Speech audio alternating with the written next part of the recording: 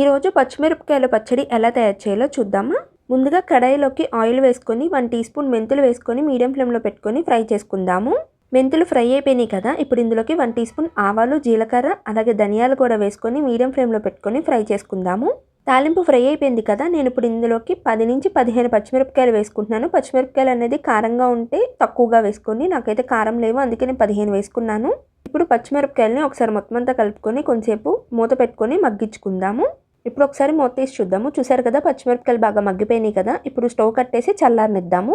చల్లారిన తర్వాత మిక్సీ జార్లోకి వేసుకుంటున్నాను.